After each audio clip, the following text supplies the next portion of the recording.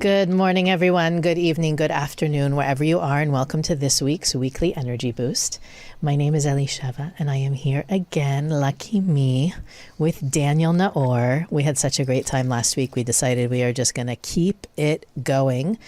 Going strong. And the truth is, last week we ended the episode teasing our listeners about setting up a session with you. I want to make sure we talk more about that in this week's episode. And also, we're still in the month of Sagittarius, and this week's energy is, of course, there's no coincidences in it all. The fabric of the universe is woven in such a way that we're constantly being given opportunity after opportunity to do the work that unleashes our true potential, our greatness, our soul. Very beautiful slogans. But what that really means for us this week is that we are able to, in a very unique way, shift our perspective on the pain that's been inflicted on us, right? Today's topic is turning hurt into harmony. And what that really means is, piggybacking on what we talked about last week, is you change your perspective, you change your life. However, when there is emotional scars, sometimes it's easier said than done. And writing it again on the Sagittarian ability to shake things off, things are not a big deal, it's light, easy, move on. I think it's a really important conversation to have because, first of all, we want to take advantage of that ability. We all have baggage that we've been holding on to, and hurt and resentment and feelings that chances are we just don't go there because we don't want to feel it or deal with it. But as we've talked about many times, you have to feel it to heal it.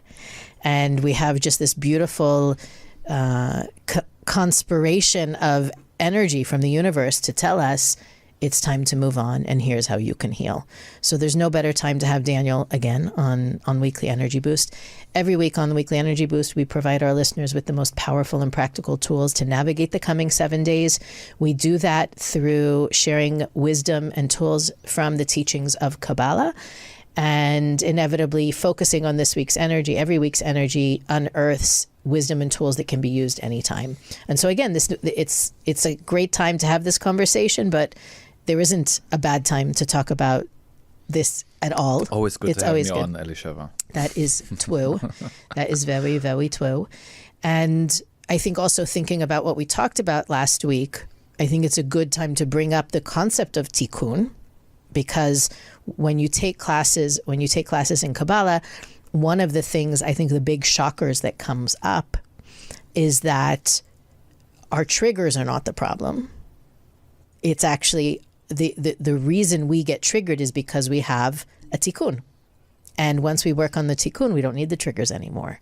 And I think that that's one of those earth-shattering moments for people when they think that, I need to avoid this kind of person or this kind of situation, when you can run and you can hide, but if it's part of your tikkun, you can't run and you can't hide. I'll catch up, usually. Yes. So I think that that's a great place to start, especially to give context to the work that you do with students, with individuals who want to unearth the origins of those patterns and those behaviors. We all have those self-defeating behaviors, and we think, I know better. Why do I do this? And there's always very deep, not only on a cellular level, but on a soul level, reasons that we keep attracting those hurts and those feelings over and over again. Yeah. So let's dive right in. In the context of tikkun, right, that we learn as students of Kabbalah, our soul comes here with certain life lessons to learn, which is our tikkun, certain things to overcome and transform, and certain unique gifts and lights that we're meant to shine to this world. Now, the way it's set up is our soul is actually choosing most of the circumstances as far as like the environment, the family that we're born into. So let's take the example of resentment tikkun, right? So this is something that my soul picked as a life lesson to learn. And by overcoming it, I become more aligned with my true essence, and I'm able to shine my light in a more powerful way.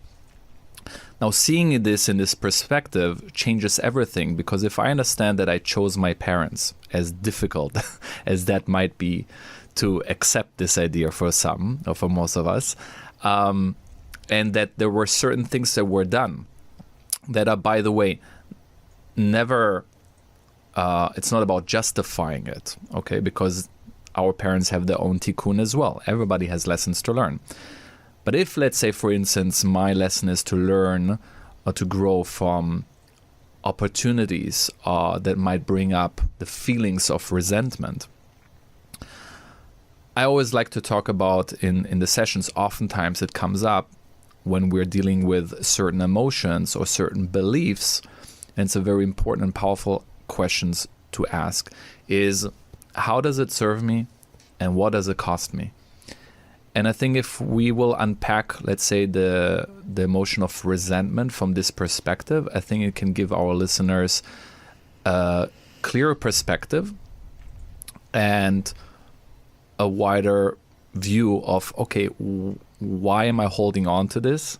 Is it worth it? Because let me tell you just this, and we can unpack this in a moment. The cost that specifically resentment has, it's huge.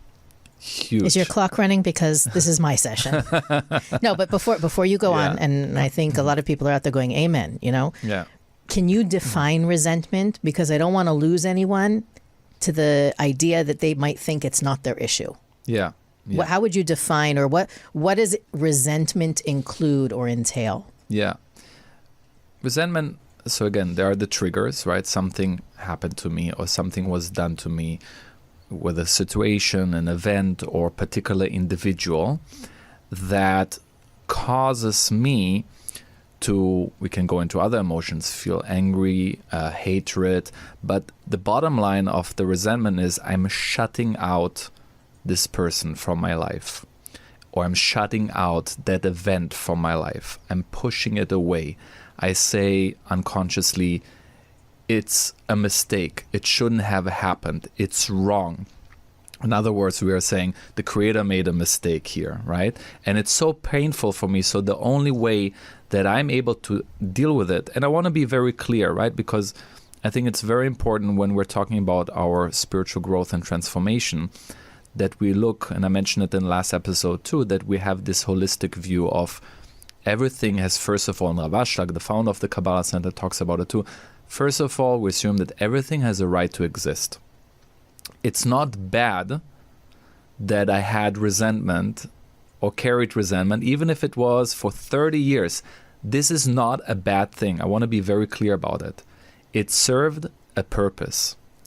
I needed that perhaps, and here we're going into and how it's serving me.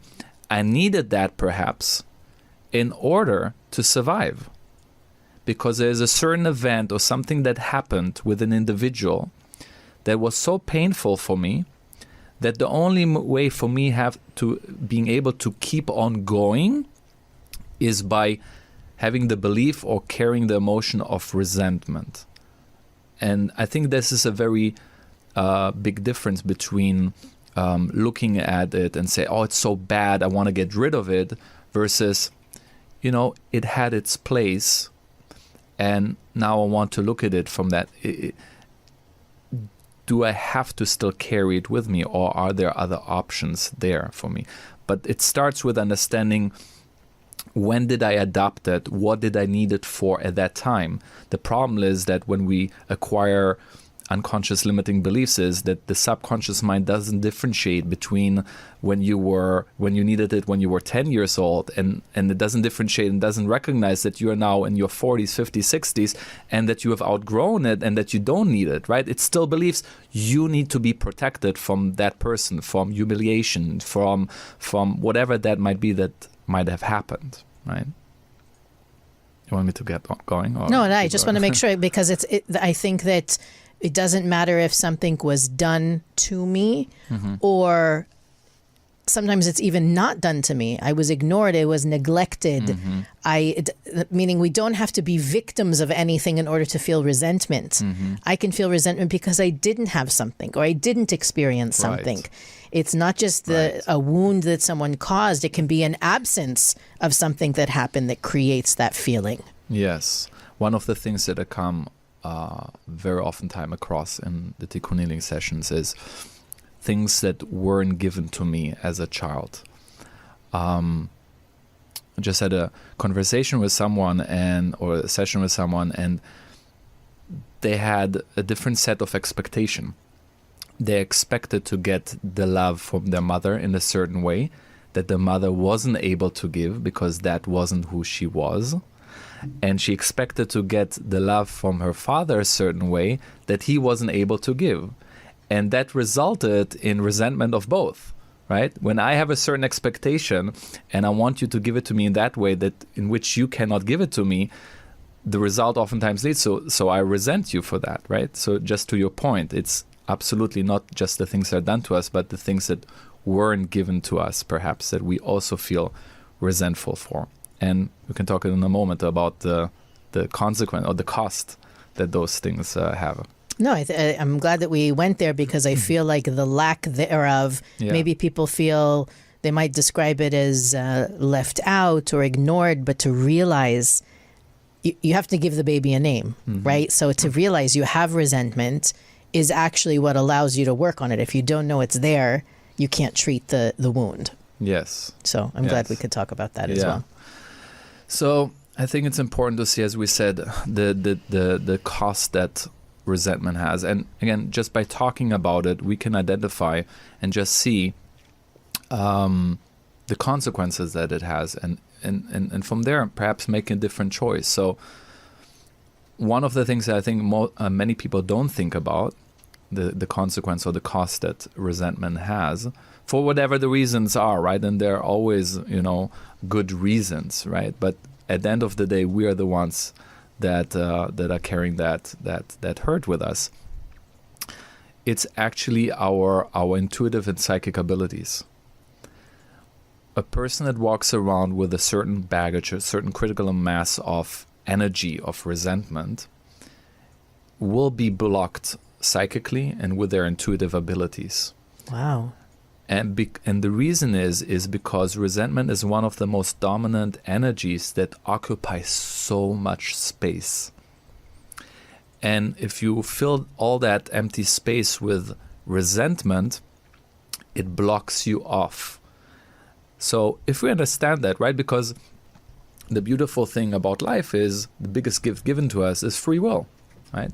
Nobody can make us and no lesson in the world or greatest teacher, and we can come up with the greatest things, right, Elisheva and I, to tell you, resentment is bad. But at the end of the day, it's a choice, right? So what I oftentimes try to do in the one-on-one sessions in Tikkun Healing is just accompanying people in their process and allowing them to see what they're choosing, right? Because it might sound like duh, but we are oftentimes not aware of what we're choosing, and we're not aware that we have alternatives, right? So if I'm becoming more aware of, wow, I understand, I have good reasons to hold on to that resentment or what wasn't given to me or what was done to me, but at the same time, a person can say, I want to be more aligned with myself. I want to get answers from the universe. I want to be guided. I want to feel connected. I want to develop my intuitive abilities. I love this idea of like being in tune with the other person and feeling them. Well, those are contradicting desires, right? You want this, but holding on to resentment, it doesn't go. It doesn't go together. It's so powerful what you're saying. I'm thinking about people who, and it's a very specific situation, but I know so many people in this situation where they hold on to resentment as a protective mechanism so they won't be hurt again, so that they won't fall into the tricks of the other person. So I can think of a lot of people who are divorced and they hold that resentment almost like a shield between them and their ex, so that they don't get conned again, or they can't convince them to do something or to not do something. So they hold up the resentment, and they come with hostility and sort of anger to keep them from being sympathetic, being empathetic, being connecting on a meaningful level with the other person. And look at that armor. Like, it's blocking them exactly from what you're talking about. You can't you can't block your light from shining and hope that it's going to find a way to sneak in. It really is something, again, like you said, it serves you. There is a purpose for it, but the cost doesn't outweigh, the cost is too high. Yes. Basically is what you're saying. Yes. Cost doesn't justify Yes. the service. Yes. If you think about it in this way, resentment is really an energy of death.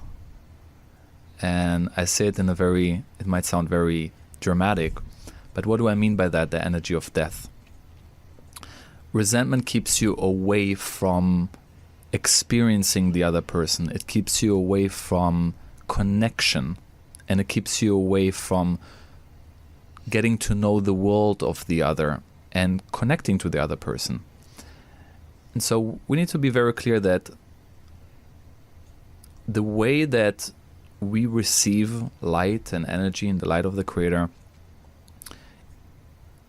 there are two ways of thinking. One is vertically, that we receive it from source energy directly from the universe, light of the Creator, whatever you want to call it. And in that perspective, in that mindset, what do I need others for? So in that perspective, I have the right to be resentful. Look what they did to me or what they didn't give me. And I don't need them because I have source energy, right? My connection is vertically and I can connect anytime. Wrong. Because our connection is actually horizontally. And we receive every person, as insignificant it might look like, acquaintances even. Of course, the more blood related and the more closer they are to us, like family and friends, the more significant, the more energy and light is there. But every person in our life is there for a reason, and every person in our life holds light that we need in our life. So what happens is when I'm cutting someone off, right? We're not in the month of Scorpio anymore, but they're very, very extreme. We talked about it. Okay, all right. Let's leave the Scorpios alone for a little while. Give them a break. Next year we'll come back to them. Yes. Well, I put someone on a blacklist, or just like I don't need to take this anymore, right? And which, by the way, is the difference between, you might not need to be in constant communication with them, but we're talking about how do I conduct and hold myself internally. Even at the thought of them. Yeah, you might not need to be around or even communicate with them, but if inside my feeling is, the shutting them out and anger and resentment, that also means that there is some light that the Creator wants to give me, but I'm not allowing that flow to reach me, the flow of life and energy, because I carry that resentment. And that's what I mean by resentment is the energy of death, because I'm not allowing the natural flow of the people around us, of life to reach me. So what you're saying is it's okay to take space from a person without harboring the resentment. Right. That's the work, is releasing the resentment. You can still decide you're not going to engage with them. Right. But the resentment isn't only blocking you from them, it's blocking you from light and connection with others. Yeah, and that is for friends, but it's even more so oftentimes in my work, in the sessions, we're talking about family dynamics and the importance of different people and different roles that they have. So talking about our parents, when that resentment is felt with our parents, it's has very, very extreme consequences. In a sense, because physically our parents gave us the gift of life, and spiritually also that energy, they were chosen as the channels from which this life force reached us. And if whatever stands between me and my parents, for all the good reasons, and I know there are crazy stories out there, and I've heard many, nevertheless, whatever stands between me emotionally or in my belief system that doesn't allow me to take life and the flow of life from my parents. And here we're giving the example of resentment. They didn't give me the love that I was looking for. I wasn't really fully seen. I wasn't fully heard.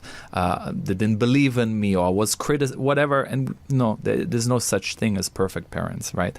No such thing. Hey, I am a perfect parent. Except Daniel. Elisheva Balas. I resent that. Except Elisheva Balas. We're talking about the cost, right? Is that, and I see it over and over and over again, the relationship or the mental view that we have of our mother and father is the relationship that we will form. It's the template with all other relationships that we will have in life. So if I cannot receive the life and love that my mother have given me, it will affect the way that I'll be able to take love from my partner. It will affect the way that I'll be able to form communication and depth and intimacy with my friends. If I'm not able to take in life and love from my father, for whatever the reason, it will affect the way. There are many ways it can affect, but we receive different energies from mother and father. Even Kabbalistically, we know from our mother we receive inner light, and from our father we receive surrounding light. That has different ramifications, but the father figure has an energy has all to do with going out into the world, maintaining things, travel, providing success, structure, constant learning. If we are unable to take the flow of life from our father, it can affect these areas in our life, in our feeling of confidence in how we go out into the world. So we might feel more insecure. We might feel more needing to protect ourselves or unsafe. And oftentimes we don't realize that it has a lot to do with the mental view that we have of our mother and father, or what's in the way. So resentment is a huge thing. So reason why we're giving this context now again is saying a person can be resentful for what the parents did to them or didn't provide for them for years, not realizing how much it cost them, how much they're paying for that in their intimacy level, in their feeling of safety, or how they relate to others and in the world at large. So how do you transform resentment? I mean, I know you probably can't give a fully applicable blanket statement for every form of resentment with every individual, but what does transformed resentment look and feel like? I think the first step, and many times the place I gently guide people towards, is trying to put myself in the other person's shoe. Now, we cannot do that as a child, and that's why I say resentment, every stage has a purpose. So the fact that I had resentment, that's okay, right? But later on, with greater awareness, if it comes to me, I can look at it in a different way. And the first place to start with is with compassion. Compassion meaning putting myself into the other person's shoes. Oftentimes I ask the people that come to me when we're talking about issues with family or mother and father, I ask them more about their parents. Saying like, really, that's interesting. Like, what happened to them? How was your mom's childhood? What did she went through? What did your dad went through? Oh, he was in the war. Oh, he lost all of his friends. Oh, they lived in poverty, and he was the oldest one. He needed to provide for. Interesting. What do you like? So the more we start digging into that, and we're having a more compassionate eye, and we're asking, that helps us to understand, again, never to justify whatever happened or didn't happen, but at least to look at it with a kinder eye and to understand, okay, you know what, they did the best they could with what was given to them. And that's the only thing that they were able to pass on, especially under the context with Kabbalistic understanding, it's part of Tikkun. I can take that. I can accept that. So I think it's too much of an ask when we approach trying to overcome resentment, when we ask, or just diving right into forgiveness. that's too big of an ask. But if we start with compassion and putting ourselves into their shoes and start with acceptance. I was going to say, it sounds like acceptance is the first step, and then you can move into what, the specifics and the details and what happened. But to me, there are a lot of people I've encountered over, in the years that I've been working with students that actually have resentment toward the creator or toward the universe, not necessarily to a specific situation or person, but the hand they were dealt is more where the resentment is. That, I've met people with chronic pain and issues that just, actually thinking about someone whose mother was horribly abusive. And I do think she's gotten to the level of acceptance where she knows that her mom was doing the best that she can, but I don't know if she's reconciled it in a cosmic way. Why did she deserve that? And there's resentment there. So when it comes to handling put the resentment and everything that Daniel said on a shelf for a second. When we talk about transformation or change of any form, it always starts with acceptance. You can't convert something that you refuse to accept, right? So the first thing that Daniel actually spoke about was acknowledging, what does acceptance mean? It already happened, which means that's exactly how it had to happen. I don't need to know why. I might never know why. But now that I've acknowledged that that's what needed to be, what can I do with that information? How can I move forward with it? How can I use it to learn about myself and others? Going back to what you said last week, the curiosity piece, right? Imagine if you were reading about it in a book or watching it in a movie, wouldn't you be more curious than resentful about why it happened and how it happened and how it can serve you and how it takes on a whole different flavor when it's not personal. And being able to use that observational tool, if you want to call it that, to help you get perspective, to allow you to accept it, and then to do the work. Because sometimes it's so painful that it's hard to accept that there is a creator that would ever allow that software to be installed. And I always get that the question, it's very nice you talk about me and my family or my family and what happened to them, but there's terrible things happening in the world. How are we supposed to accept that, or how can we justify that? So we're more talking here, I think, about the personal. I think it's. What am I trying to say? Don't try to copy and paste what we're talking about to the state of the world. Yeah. That's what I mean. We're not talking about incidences of global proportion. We're talking about personal tikkun and transformation. And maybe we could talk at a future date about global proportion resentment and hurt and pain. But this is really intended, it sounds like a pharmaceutical commercial, Disclaimer. Yeah, this information is intended for use. Please contact your medical professional. We really do intend this, these ideas, these concepts, and these tools to help you as an individual process your tikkun rather than to process the tikkun of a country or a people or even sometimes I look back on historical events. My kids are in grade school and middle school, and sometimes they have to learn about history, and I'm just like, can't we not teach them about that? That's was such a weak point in humanity. Why do we have to? But obviously you have to, because we don't want it to happen again. But it's almost like I'm embarrassed to be a human sometimes when we talk about different things that have happened throughout history. We are definitely talking about using this on a micro level rather than a macro. Disclaimer over. All right, Mike, back to you. Where did we leave off? I don't remember. Well, I was asking you. I was asking you about the transformation process, and you were talking about acceptance. Yes. So, not sure where to go from here, Rachel. Well, I think that there's two things that come to mind when I think about hurt and resentment, and I don't want to take you off your track. I'll just talk until you get back into the swing.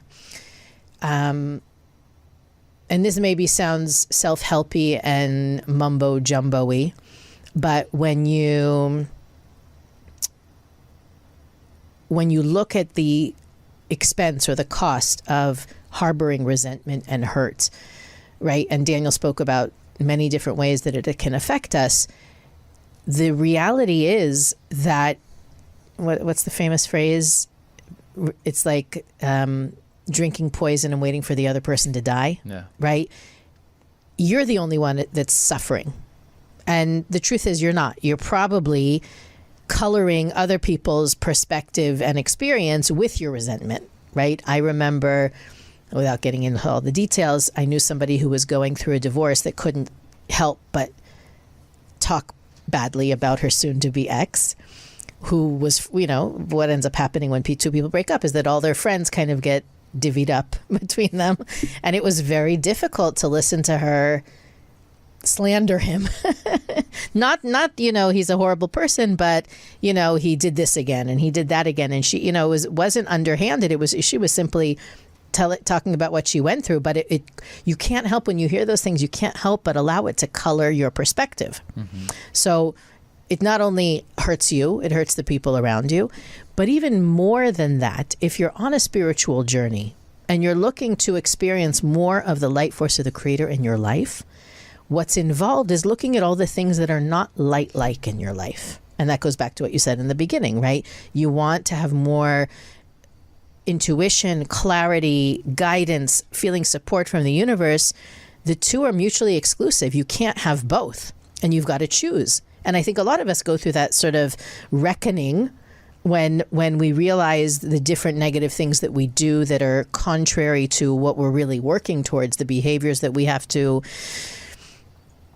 transmute, if you want to use a fancy word, so that we're no longer canceling out the goodness and the light that we're trying to create. So it is also, to me, a part of taking stock and realizing, if I want to move forward here, I can't leave that part of me behind. I've got to bring it with me. And to do the work that Daniel is talking about, moving through, I don't know, can you give an example? Maybe that's the most practical thing we can do. Can you think of someone that you've done this work with in Tikkun healing sessions and how it looked for them to move through the stages from resentment to wherever they are now, even if they're not fully, they haven't fully left it behind? I think an important part of the process that I also guide people through when resentment or similar things like that, or difficult events in general, sometimes there are difficult events that happened to us in the past, and we didn't allow ourselves to process them. So we keep on going with life, but the emotional wounds and it's sort of like time stood still, and we're still there, and we don't realize that we're carrying it with us. So we haven't found a good place for that event in our system, so to speak, or we're not sure in how to accommodate that event in our space, in our soul. So oftentimes the process will look like feel it to heal it, right? Revisiting those places, but now from a different place, from the person that I am today, with a different perspective, with more tools. And I think another part that we didn't mention is very, very important to bring in as well, and let the person realize and let ourselves realize. Because what happens most of the time with resentment, anger, or hurt is that we, and it's human nature, we all do it, that we are focusing on only the bad, right? So it might be a relationship, let's say, of 20 years, and then they stabbed you in the back, and then 20 years of friendship out the window, right? The only thing that we can remember is that hurtful moment. And I challenge people and ask them, what happened to the other 20 years? Were there some good times? Were there some good moments? Did you have some?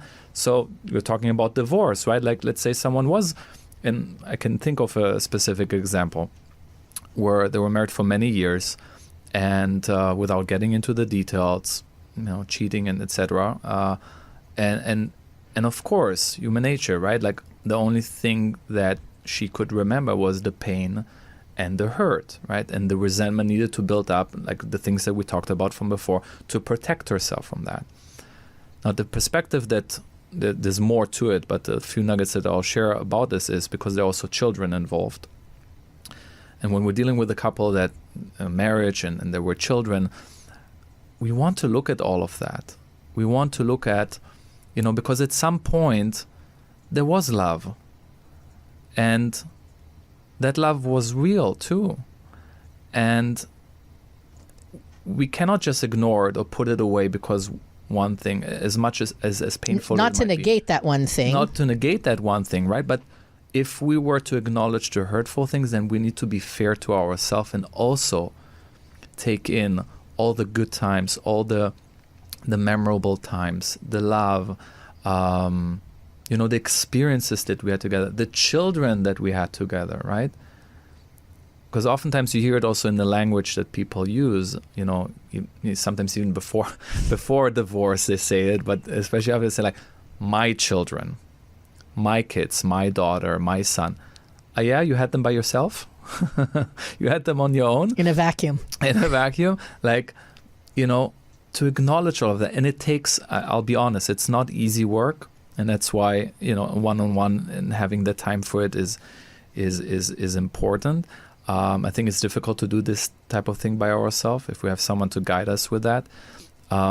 It takes an open heart, a certain vulnerability, a certain openness to admit to ourselves and to make room in our heart to include these memorable times, those experiences, and to give them a space in our heart. So if we can acknowledge that already widens our heart and by itself can give less meaning or significance to or the need for the resentment, because I incorporate also the other elements, the other parts at times that we have shared, and we realize, okay, wow, like we had kids together, and I cherish it, and there's certain experiences that I give it a place in my heart, and I carry it with me, and even though, and here's a statement that sometimes I give to people in a visualization.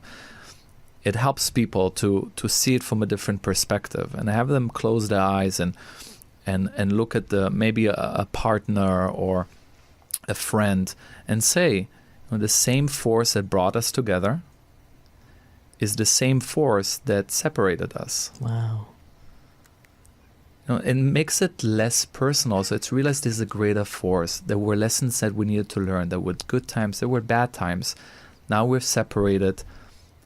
But it's that force that brought us together, that separated us. And usually the effect when a person says it from the heart in that space, the effect it has, it softens the heart. It brings in more acceptance. And it allows the person to say, maybe it's not worth it to carry that anger, that resentment, those bad memories. Like, I can hold a different space in my heart. Just as you're talking, I'm thinking about the space that resentment occupies, like you were talking about in the beginning. And when it's no longer occupying that space, how much more room for joy and fulfillment you have. Yeah. Like you can't, again, it's, okay, I want intuition and I want what you spoke about in the beginning, but it's such a heavy burden to drag around. And it really is, if you don't consciously release it, it's like in the back, sometimes you throw things in the back of the car and you forget that they're there. It's still there. Just because you forget it's there doesn't mean it's gone. Yeah. And it comes up and it unfortunately can rear its ugly head in the most inopportune times with the wrong people. And so I think that, first of all, thank you for listening to my therapy session, everyone, my tikkun healing. Thank you, Daniel, for sharing all that with us. I think, I don't think you even realize how healing and transformative what you shared was, because I think it's going to help a lot of people just with even if you only listen to the last 3 minutes of the episode, bomb. Just beautiful. Thank you. So again, if you'd like to schedule a session with Daniel or any of our instructors who offer tikkun healing sessions, we have them in, I think, English, Spanish, Hebrew, Portuguese. Is there anyone that does it in Portuguese? With translator, I think. Oh, okay. So only with translator. Sorry. German. But primitive German. Yeah. I mean, you gotta be patient with my German. Patient German. Tikkun healing I did it twice, I think, in German. I always say when people ask me how, if I speak another language, the other languages I speak like a 12-year-old.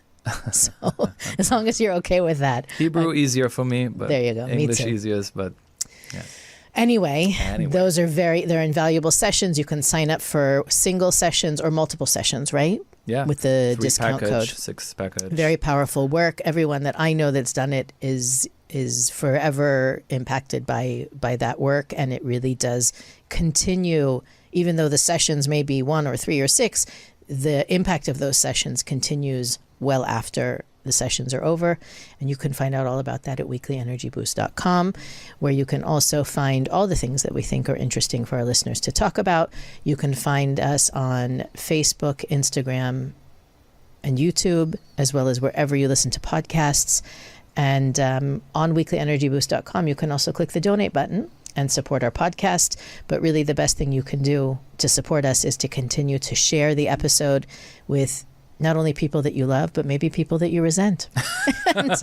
and give them the hint. Especially those. Give them the hint, or people Make that a resent list. you. People that resent Send it you all. could highly benefit from this episode. As always, Daniel, thank you so much for being here. Thank you. And we'll see you next week on the Weekly Energy Boost.